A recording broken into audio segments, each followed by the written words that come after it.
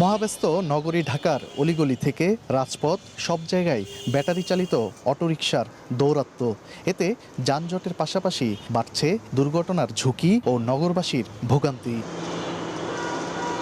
এবার ঢাকা দক্ষিণ সিটির প্রশাসক জানালেন, রিকশা চলাচল ও হকার নিয়ন্ত্রণে নতুন নীতিমালা তৈরি করা হচ্ছে।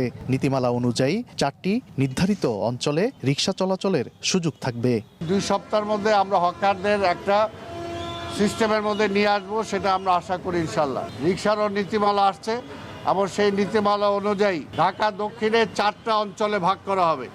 এই 4টা অঞ্চলে রিকশা 4টা অঞ্চলে চলবে, তারা অন্য কোনো অঞ্চলে যেতে পারবে না। রাজধানীর সায়েন্স ল্যাব এলাকায় পরিচ্ছন্নতা অভিযান পরিদর্শনে গিয়ে ব্যবসায়ীদের সময় মতো কর পরিশোধ, ট্রেড লাইসেন্স গ্রহণ এবং আইন মেনে চলার অনুরোধ করেন তিনি। নিয়ম অমান্য করলে আইনি ব্যবস্থারও হুঁশিয়ারি দেন প্রশাসক। যারা ট্যাক্স দেন নাই, যারা লাইসেন্স নেন নাই, মার্কেটে আমাদের লোকজন যাবে।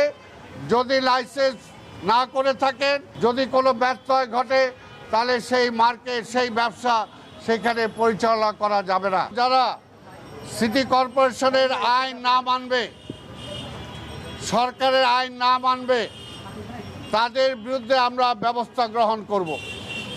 এছাড়া এই নগরকে বাঁচানোর আর কোনো উপায় নাই। নগরীর শৃঙ্খলা ফেরাতে অভিযান চলমান থাকবে বলেও জানায় দক্ষিণ সিটির কর্তৃপক্ষ।